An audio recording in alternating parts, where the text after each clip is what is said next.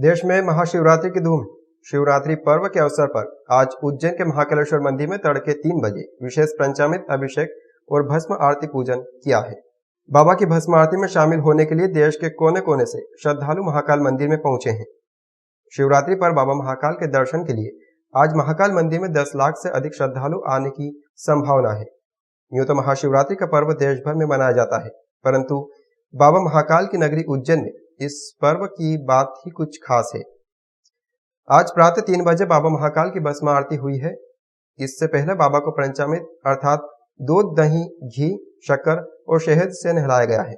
तत्पश्चात चंदन का लेपन कर सुगंधित द्रव्य चढ़ाए गए। बाबा की प्रिय विजया से भी उन्हें श्रृंगारित किया गया। इसके पश्चात बाबा को श्वेत वस्त्र ओढ़ाया गया और फिर प्रारंभ हुई बाबा को भस्म रमाने की प्रक्रिया। भस्मीभूत होने के बाद झांझ मंजीरे, ढोल नगाड़े और शंखनाद के साथ बाबा की भस्म आरती की गई है। उज्जैन में भगवान शिव भूत भावन महाकाल रूप में विराजित हैं। 12 ज्योतिर्लिंग में से एक केवल यही ज्योतिर्लिंग है जिसकी मुद्रा दक्षिण मुखी है। पूरी तरह से भगवान महाकालेश्वर के रंग में रंगे इस शहर की सुबह शाम ऐसा लगता है मानो स्वयं विधाता ने इसे अमृत की बूंदों से नहलाकर सजाया संवारा हो। और यही वो बाबा महाकाल है जिन पर नित्य भस्म चढ़ाई जाती है।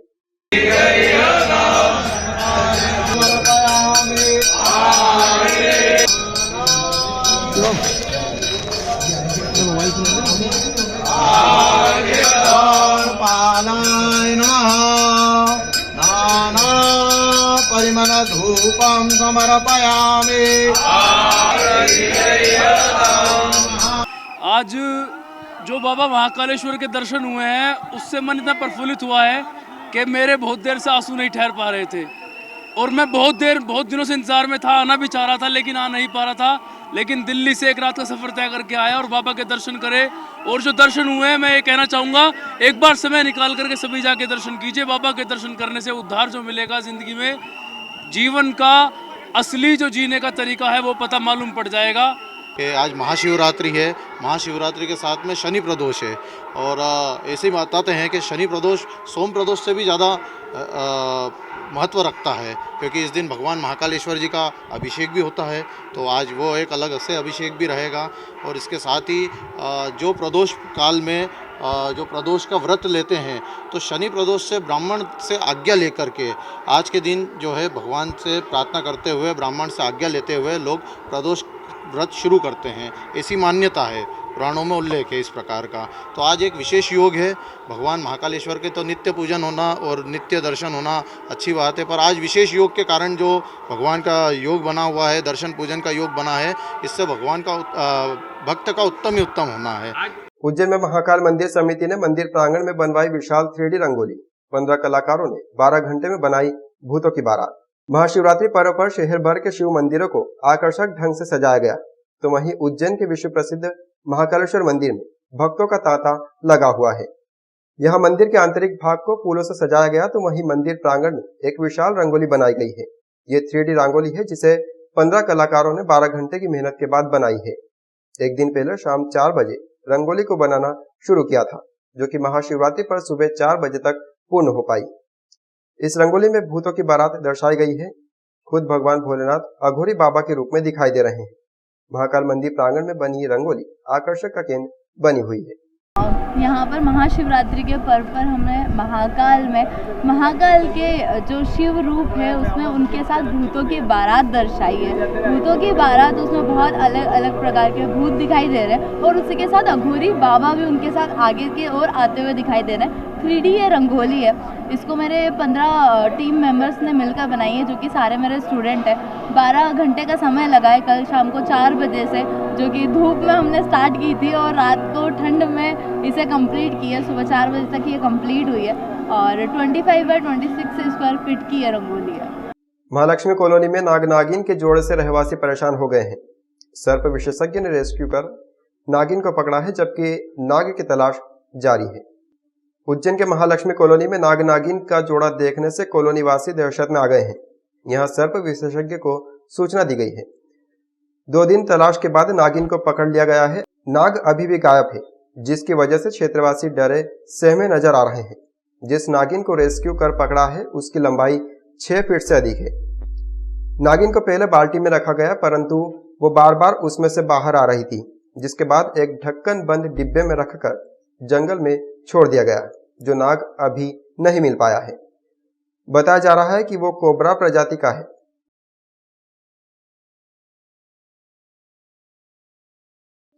उज्जैन शहर को एक नवीन रेलवे ओवरब्रिज की सौगात मिली है। देवास रोड से मक्सी रोड जाने वाले वाहन चालकों और रहवासियों को इसका लाभ मिलेगा। देवास रोड की कॉलोनियां और मक्सी रोड जाने वाले वाहन चालकों को उज्जैन इंदौर रेलवे लाइन पर बने रेलवे फाटक पर घंटों इंतजार करना पड़ता है। उज्जैन से देवास होकर इंदौर जाने वाली सवारी और मालगाड़ियों की बढ़ती संख्या को देखते हुए रेलवे फाटक दिन में अधिकतर बंद ही रहते हैं। इसको देखते हुए सेतु निगम के प्रस्ताव पर राज्य सरकार ने इस रेलवे लाइन पर ओवरब्रिज की स्वीकृति दी थी। अब सेतु निगम रेलवे लाइन पर ओवरब्रिज का 25 करोड़ 44 लाख रुपए से अधिक की लागत से निर्माण करेगा। शुक्रवार को वित्त सांख्यिकी और उज्जैन जिले के प्रभारी मंत्री जगदीश देवड़ा, उच्च शिक्षा मंत्री डॉक्टर मोहन यादव, सांसद अनिल फिरोजिया, विधायक पारस जैन, महापौर मुकेश टटवाल, नगर निगम सभापति कलावती यादव आदि ने जनप्रतिनिधियों की उपस्थिति में शुक्रवार पूजन कर इस निर्माण की शुरुआत की है। इस अवसर पर रोडमल राठौर, राजेंद्र भारती, विवेक जोशी, जिला पंचायत सदस्य शोभाराम मालवी, जगदीश अग्रवाल, वीरेंद्र कावड़िया, विशाल राजौरिया, इनके सहित सेतु निगम के अधिकारी और इंजीनियर आर.के. कटारिया, महेश शर्मा, अनिल जैन, रघुनाथ सूर्यवंशी, क्षेत्रवासी आदिगण उपस्थित थे। लालपुर ओवरब्रिज का निर्माण की तकनीकी जानकारी देते हुए सेतु निगम के कार्यपालन अभियंता एस.के. अग्रवाल ने बताया है कि इस ब्रिज को तय समय सीमा में पूरा किया जाएगा। इस अवसर पर प्रभारी मंत्री जगदीश देवड़ा ने कहा है कि जनता के अटूट विश्वास से सरकार के द्वारा विकास के कार्य लगातार किए जा रहे हैं। करोड़ रुपए के विकास और लोकार्पण के कार्य हुए हैं। उन्होंने कहा कि आज गांव-गांव की गलियां सीसी रोड से बनी हुई है। मैं केवल आज आप सब बैठे हो या देश की जनता ने, प्रदेश की जनता ने जो भरोसा व्यक्त किया, जो अटूट विश्वास व्यक्त किया, उस विश्वास पर आपने जो सरकार बनाई वो खरी उतरी कि नहीं उतरी, इसका प्रमाण पत्र प्रजातंत्र में जनता ही देती है।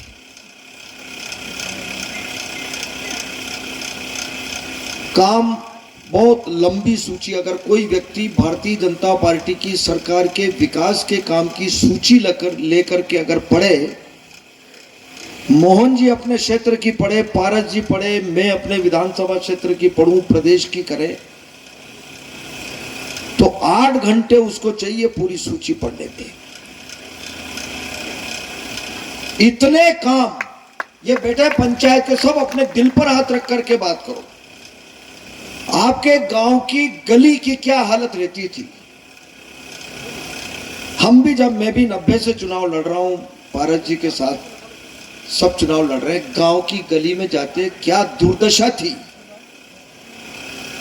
कीचड़ और पत्थर के अलावा कुछ नहीं दिखता था, लेकिन एक एक गली में सीमेंट के रोड बने, एक एक गली में। उच्च शिक्षा मंत्री डॉक्टर मोहन यादव ने इस अवसर पर कहा है कि उज्जैन में एक के बाद एक पुलों का निर्माण हो रहा है, चाहे उद्योग के क्षेत्र हो या मेडिकल डिवाइस हो। आध्यात्मिक सड़क 4 लेन, जिधर देखो उधर उज्जैन का कार्यकल्प जारी है। आगे हट करके 1.5 किलोमीटर दूर डबल लाइन का डबल ब्रिज यहीं से निकलने वाला, इसी अपने देवास रोड से निकल कर। उससे आगे बढ़ो तो छिपराजी पे फिर डबल लाइन का डबल ब्रिज वहीं पे आ रहा है। उससे आगे बढ़ो तो फिर खान पे डबल लाइन का डबल ब्रिज वहीं से आ रहा है। उससे आगे जाओ तो फिर चिंतामण जवासा पे डबल लाइन का डबल ब्रिज। लगभग जितने ब्रिज हमारे अभी तक है, उतने ही ये सब नेशनल हाईवे के नए बन रहे हैं। आप अंदाज लगा लो कि 32 ब्रिज वापस बन रहे हैं। 32 ब्रिज तो हमारे बने बनाए हैं, लेकिन 32 ब्रिजों का पूरा ये एरिया सराउंडिंग बन रहा है। और अब इस ब्रिज और निर्माण कार्य के बलबूते पे बताना चाहूंगा कि अब हमको अपने जिन जिन प्रकार के निर्माण कार्य बन रहा है, वो सड़क बन रही, अब ये उज्जैन का एरिया हमारा उज्जैन वो नहीं रह जाएगा जो हम देख रहे हैं। उज्जैन का जो नया क्षेत्र बना है, नया रूप बना है, ये आने वाले समय में किसी भी मेट्रोपॉलिटन सिटी अर्थात इंदौर, भोपाल देवास से कम नहीं रहने वाला, उनके बराबर जाके खड़ा होगा उज्जैन। ये हम सबका सौभाग्य है, ये हम इसके लिए परमात्मा की कृपा मानते हैं। माननीय यशस्वी मुख्यमंत्री के लिए जोरदार तालियां। 110 मीटर लंबाई का कार्य मध्य प्रदेश शासन लोक निर्माण विभाग सेतु संभाग के अंतर्गत कराया जाएगा। 510 मीटर लंबाई के पुल निर्माण हेतु 20,98,47,00,00 की तकनीकी स्वीकृति प्राप्त हुई है और 2,544 लाख की प्रशासकीय स्वीकृति जारी की गई है, जिसमें कि विद्युत लाइन शिफ्टिंग, भूअर्जन आदि भी समावेश किया गया है। पुल की में 13 स्पान 20-20 मीटर के प्रस्तावित किए गए हैं। चिमनगंज पुलिस थाने के पीछे धन्वंतरी चिकित्सालय परिसर में अति आधुनिक पंचकर्म चिकित्सा केंद्र का निर्माण किया गया है। L&T कंपनी के CSR फंड की राशि से 1,22,00,000 रुपए के अनुदान से यह पंचकर्म सेंटर बनाया गया है। PWD ने रिकॉर्ड समय में केंद्र का निर्माण किया है। इस सेंटर पर केरल में की जाने वाली पंचकर्म पद्धति को भी विशेष सुविधाओं के साथ सशुल्क किया जाएगा। इस सुंदर परिसर में वित्त, सांख्यिकी और उज्जैन जिले के प्रभारी मंत्री जगदीश देवड़ा, उच्च शिक्षा मंत्री डॉक्टर मोहन यादव, सांसद अनिल फिरोजिया, विधायक पारस जैन, महापौर मुकेश टटवाल, नगर निगम सभापति कलावती यादव आदि जनप्रतिनिधियों की उपस्थिति में शुक्रवार को जनता की सेवा के लिए समर्पित आयुर्वेद चिकित्सालय और पंचकर्म वेलनेस सेंटर का शुभारंभ किया है। इस अवसर पर प्रभारी मंत्री जगदीश देवड़ा ने सेंटर की प्रशंसा करते हुए कहा है कि जनप्रतिनिधियों ने आपसी समन्वय से उक्त संस्था का विस्तारीकरण में अहम भूमिका निभाई है। उन सबको बधाई। उन्होंने कहा कि मुख्यमंत्री शिवराज सिंह चौहान के समक्ष जब जब जनप्रतिनिधियों ने विकास के मामले में कोई भी प्रस्ताव दिया है, उन प्रस्ताव को सहर्ष स्वीकार किया है, तभी आज इतने सारे विकास कार्य और भूमि पूजन हुआ है।